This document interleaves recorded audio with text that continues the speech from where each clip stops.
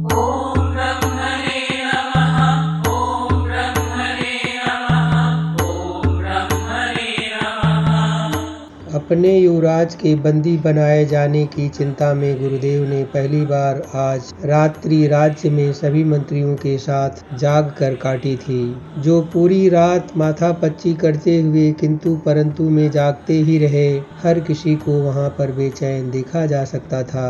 गुरुदेव बिल्कुल शांत होकर बैठे हुए अगले समाचार की प्रतीक्षा कर रहे थे। राजा धर्मव्रत तो अपने भाई वीरव्रत के बंदी हो जाने के बाद मानो निःप्राण से हो गए थे। उनका मन शांत और शरीर शिथिल पड़ गया था, जो पूर्ण रूपेण गुरुदेव पर ही आश्रित लग रहे थे। उनकी ऐसी निष्क्रियता गुरुदेव की चिंता और बढ़ा रही थी। राज्य के सभी सभासद अपने ही स्वयं के विचारों एवं अनुमानों को किंतु परंतु शब्दों की शक्यता से अतथ्य अपनी असमर्थता को दर्शा रहे थे। सुबह होकर कुछ पहर बीत चुका था, तभी पहरेदार ने आकर कहा, महाराज की जय हो। महाराज देवदत्त का राजदूत आया है और राज दरबार में उपस्थित होना चाहता है। तब गुरुदेव ने महामंत्री को सम्मान सहित आगवानी करने को कहा। महामंत्री बड़े बड़े कदमों से आगे बढ़कर सम्मान पूर्वक राज्यसभा में राजदूत को स्थान देते हैं। राजदूत राजपत्र राजा धर्मव्रत की तरफ बढ़ाता है, जैसे जिसे आगे बढ़कर महामंत्री लेने में आतुरता दिखाते हैं, और राजा की आज्ञा से पढ़ते हुए, ब्राह्मण देवता गुरुदेव को प्रणाम। यह असमंजस पत्र आपके प्रति आपको ही राज्य का सर्वे सर्वा मानकर लिख रहा हूँ, क्योंकि मैं जानता हूँ कि महारानी ज्ञाना अपने राज्य की हर छोटी बड़ी बात आपकी समझ से ही समझकर निर्णय लेती हैं। यह पत्र शांति की गुंजाइश रखकर अस्वीकरण में युद्ध की चुनौती है। युद्ध की चुनौती के रूप में स्वीकार करें या शांति के रूप में, जो आप पर ही निर्भर है। सीमा पर एक छोटा सा विवाद आपके राजकुमार वीरव्रत ने दो राज्यों की लड़ाई बना दिया है। आपके रहते जिसकी उम्मीद नहीं थी, ऐसा संभव कैसे हुआ? बातचीत से हर कठिन से कठिन मसला हल करने वाले गुरुदेव, मैं आपके इस व्यवहार से दुखी कम हैरान ज्यादा हूँ। आपके युवराज ने मेरी सेना को काफी क्षति पहुँचाई है और मेरी प्रतिष्ठा को भी। मेरे जन धन एवं मान को इसने जो क्षति पहुँचाई है, उसके अनुरूप इसे दंड निर्धारित आपका जवाब आने के बाद ही करूँगा। इसका गुनाह इतना बड़ा है क्योंकि यह मेरे कई योद्धाओं की मृत्यु का कारण है। अब युद्ध मेरे लिए प्रतिष्ठा का विषय बन चुका है। फिर भी आपके युवराज की बहादुरी की मैं प्रशंसा करता हूँ।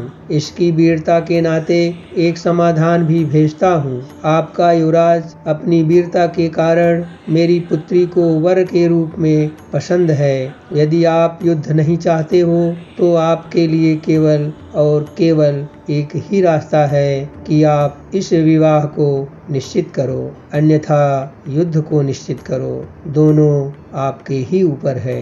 एक सप्ताह के बीच यदि आपकी तरफ से विवाह का पैगाम नहीं आया तो मैं समझूंगा कि आप युद्ध के लिए तैयार हैं। फिर युद्ध करके ही आपको अपने युवराज को मुझसे छुड़ाना होगा। आपका शुभ चिंतक देवदत्त। पत्र वाचने के बाद राजा धर्मव्रत का मंत्रिमंडल विस्मय मंडल सा बन गया। कुछ लोग खुश, कुछ आश्चर्यचकित और कुछ चिंतित दिखाई देने लगे, परंतु राहत सबके लिए थी। बात स्पष्ट थी, जो लोग युद्ध नहीं चाहते थे वह तो खुश थे, और जो असमंजस में थे वो खुश और आश्चर्यचकित दोनों थे। और कुछ गिने चुने लोग जो राजा धर्मव्रत के अति शुभ चिंतक थे और दूरदर्शी भी थे, सिर्फ वही चिंतित थे। गुरुदेव ने तुरंत एक अपना पत्र राजदूत को देकर सम्मान सहित विदा किया और तुरंत वही कुछ चिंतित गिने चुने मंत्रियों के साथ राजमाता ज्ञाना के कक्ष की ओर बढ़े। चिंता का कारण बहुत साफ था। महाराजा देवदत्त की पुत्री से कुमार वीरव्रत की शादी के बाद अपने राज्य का राजा वीरव्रत को ही बनाना होगा। आगे राजा धर्मव्रत राजा नहीं रह सकते। अब युद्ध से बचने के लिए बड़े भाई को सिंहासन छोटे भाई के लिए छोड़ना ही पड़ेगा। दरअसल महाराज देवदत्त ने राजा नित्यानंद को जीत कर उन्हें बंदी बनाया और अपने शक्तिशाली होने का प्रदर्शन इसलिए किया क्योंकि उसने उनकी कन्या का हाथ अपने सेनापति के लिए मांगा था। परंतु महाराज नित्यानंद ने अपनी पुत्री सुनंदा का विवाह धर्मव्रत के साथ कर दिया, जिसके कारण वह अपने आप को अपमानित महसूस कर खुन्नस में उनके राज्य पर आक्रमण कर दिया और उनको अपने अधीन बना लिया था। रानी सुनंदा पर उसकी नज़र थी, जिसका बदला वह उसका रानी पद छीनकर अपनी पुत्री अभिनंदा को दिलवाने का निश्चय कर लिया था। इस तरह से पिता पुत्री दोनों से अपने अपमान का बदला लेना चाहता था। गुरुदेव सहित कुछ मंत्री और राजमाता पर जो अब तक संकट का बादल छाया हुआ था, मानो वह बरसकर फिलहाल शांत हो गया हो, किंतु इसके पीछे आने वाले तूफान का अनुमान उनके हृदय को तितर बितर कर दिया था।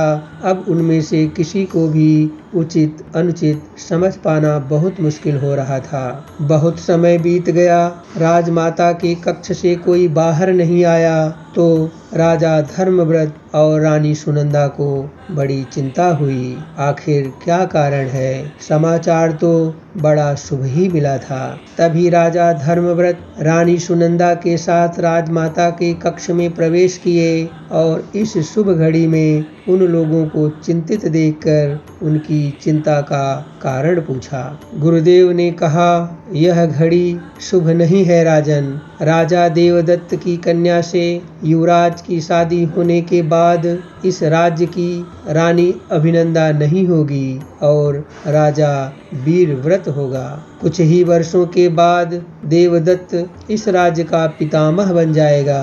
आगे न जाने आप राजा रहोगे, आगे ना तो आप राजा रहोगे और ना सुनंदा रानी और न ही राजमाता की महिमा बचेगी। असमंजस की इस उधेड़ में कुछ भी संतोषजनक बुन पाना लगभग असंभव था। बहुत देर तक सोचते रहने के बाद रानी सुनंदा ने कहा, हे गुरुदेव, कुमार वीरव्रत मेरे पुत्र के समान हैं। उनकी उम्र मेरी उम्र से करीब 8 वर्ष की छोटी है। वह मुझे भाभी माता ही कहते हैं। इस समय जब उनका प्राण संकट में है तो मेरा कर्तव्य किसी भी तरह से उनका प्राण बचाना है। मुझे रानी होने का, रानी न होने का कोई मलाल नहीं होगा। मुझे मेरे पिता नित्यानंद जी के बंदी होने का दुख, मेरे रानी पद के सुख का भोग एक अभिशाप सा लगता है। यदि आप उनके लिए कुछ कर पाएं तो मेरे लिए परम संतुष्टि रानी का पद नहीं है बल्कि अपने पिता की सलामती है। किंतु मैंने यह इच्छा मेरी प्रकट की है। महाराज धर्मव्रत का निर्णय मुझे नहीं पता है। यह सुनकर राजा धर्मव्रत ने कहा कि हे माता, आप चिंता न करें। राज सिंहासन मुझे मेरे भाई से बढ़कर नहीं है। यदि मेरा भाई सलामत रहे तो मुझे राज सिंहासन नहीं चाहिए। आप शादी की तैयारी कीजिए और भाई अनुज वीरव्रत के राज्याभिषेक की तैयारी कीजिए। मैं अपने हाथों से उनको मुकुट पहनाऊंगा, उनको राज मुकुट पहनाऊंगा। मंत्री ने कहा, अगर ये इतना ही आसान होता तो हम इतने चिंतित क्यों होते? स्वर्गीय महाराज एतमान को दिए गए वचनों की रक्षा कैसे हो पाएगी? यह अभी कह पाना आसान है, किंतु भविष्य में इसका अनुपालन अत्यंत ही कठिन है। तब राजा धर्मव्रत ने कहा, जिसका वर्तमान ही न हो उसका भविष्य कैसा? अनुज वीरव्रत ही हमारे राज्य का भविष्य हैं। यह सुनकर गुरुदेव ने कहा, आप धन्य हो राजन। यह त्याग आपकी महानता को दर्शाता है, किंतु व्यवहारिक त्रुटियों पर विचार करना ही होगा। बड़ा भाई का छोटे भाई को राजन कहकर संबोधन करना नैतिक मूल्यों के पतन के साथ और भी कई तरह की तौहीनियों का कारण बनेगा, जो अंतर कलह को जन्म देगा। इसलिए मैं एक सुझाव देना चाहता हूँ। हमारे राज्य का छोटा सा हिस्सा जो नदी के उस पार आता है, उस स्थान को स्वतंत्र निर्विवादित घोषित कर दिया जाए और वहाँ एक महल बनाकर राजा धर्मव्रत को अपने कुछ विश्वसनीय मित्रों के साथ बसा दिया जाए। इस तरह से युद्ध से बचते हुए युवराज वीरव्रत की राज्य में सकुशल वापसी कराई जाए तो वर्तमान राजा रानी की प्रतिष्ठा के साथ साथ अपने राज्य की भी प्रतिष्ठा बचाई जाए। यदि सर्वमत हो तो मैं शीघ्र ही राजदूत के रूप में महाराज देवदत्त के दरबार में शगुन लेकर जाऊं और उन्हें राजमाता की स्वीकृति देते हुए शादी के लिए कुछ समय मांग लूं। इस बात पर सभी ने अपनी सहमति दे दी, जिससे कि रानी सुनंदा और राजा धर्मव्रत भी सहमत थे, क्योंकि यही एक उपाय भी था। फिलहाल इसके अलावा कोई रास्ता नहीं था। और एक दिन जब गुरुदेव